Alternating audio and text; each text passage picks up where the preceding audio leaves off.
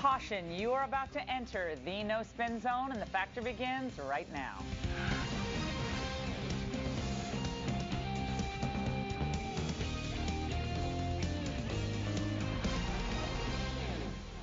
Hi, everyone. I'm Laura Ingraham, in for Bill O'Reilly. Thanks for watching us tonight. The state of the race, that is the subject of this evening's Talking Points memo. 3 days of speeches at the Republican National Convention successfully drove home 3 points. 1, Mitt Romney has the experience and the demeanor required to get this country moving again. 2, Mitt Romney is a caring person. He's a family man. He possesses a great empathy for those in need. And 3, Barack Obama's policies have failed miserably. I wish President Obama had succeeded because I want America to succeed.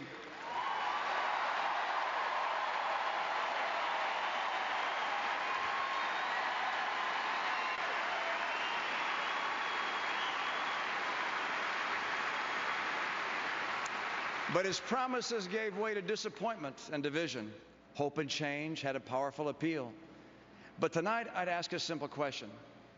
If you felt that excitement when you voted for Barack Obama, shouldn't you feel that way now that he's President Obama?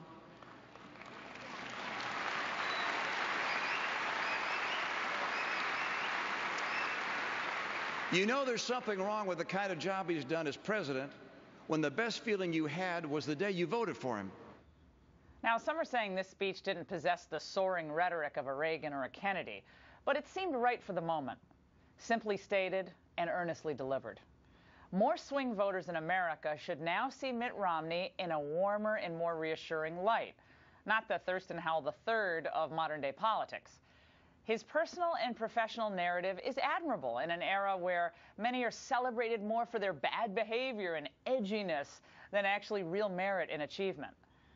And maybe Romney's clean, exemplary life remains off-putting to some people, those who either feel ashamed of their own choices or jealous of someone who chose better. At least one poll shows that Romney got a bounce from this convention. Reuters' Ipsos survey of likely voters shows that moving forward, Romney seems to have a 6-point advantage. Before the RNC, he was down 4 points. Now, Romney's up 2 points. The gender gap has closed a bit as well. Nevertheless, the RCP average still has this thing all tied up.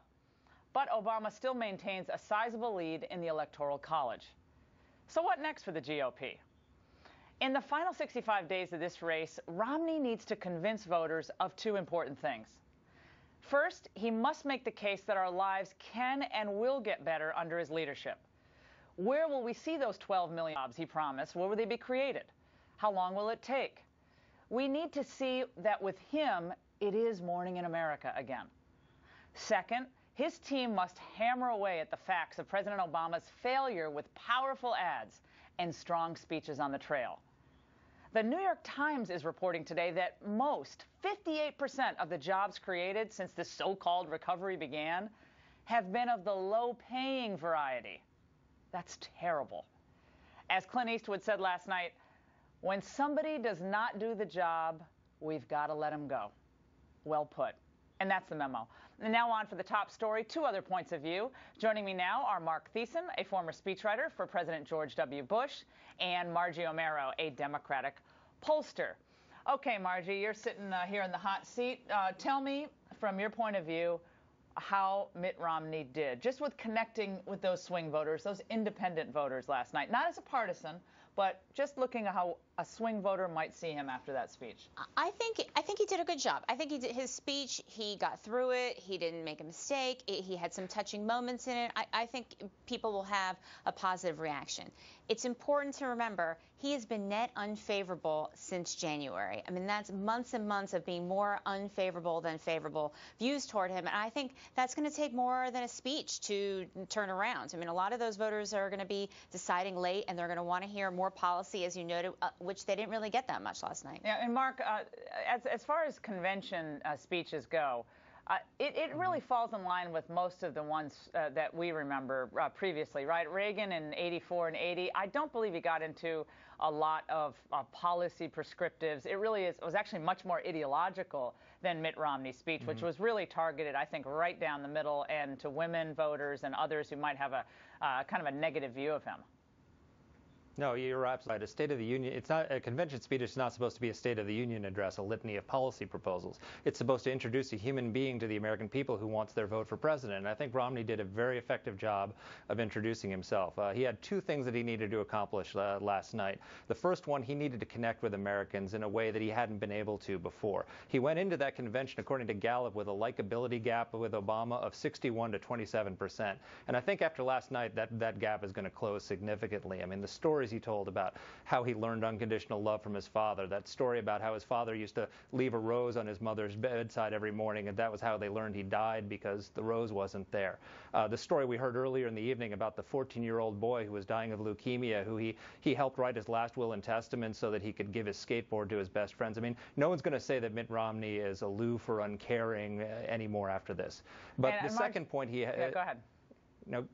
Well, the second objective was to convince those independents who voted for Barack Obama in 2008 and are disappointed with him to vote against him, and who are struggling with that choice. And the quote you played at the beginning, I think, is exactly the most important one, where he said, "I wish Barack Obama had succeeded because I want America to succeed." I think that's exactly how most Americans feel. But his challenge going forward is that Americans still want Barack Obama to succeed. They're proud of having elected the first African-American president, and they don't want him to fail. And so he has to make the case that Obama has failed, that his administration is beyond repair, and if he gets 4 more years, the country will be beyond repair. Well, we heard a lot of those metrics from the other speakers, right? From Marco Rubio and others. And Margie, you can speak to this. Look, I think Mitt Romney has this bridge with single female voters, women without children. Although women, just all women, it's not that far apart. I think Obama has maybe a 6-point advantage.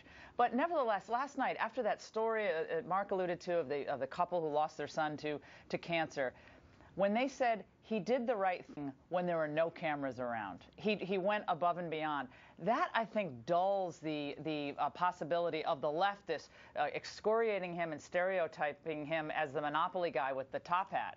Well, I think there are a couple issues, right? There's this personal sense that he can't personally connect with a lot of voters, which is something we're talking about. And I think he did a good job last night. That doesn't mean that he doesn't. Success connects. Doesn't success connect? It doesn't mean he doesn't need to ever do it again. He has to keep that up till November, which he hasn't been able to do it up until now. So this is just one speech. It's an aberration. We'll see. The other piece is it's not just about his ability to personally connect. It's about his policies.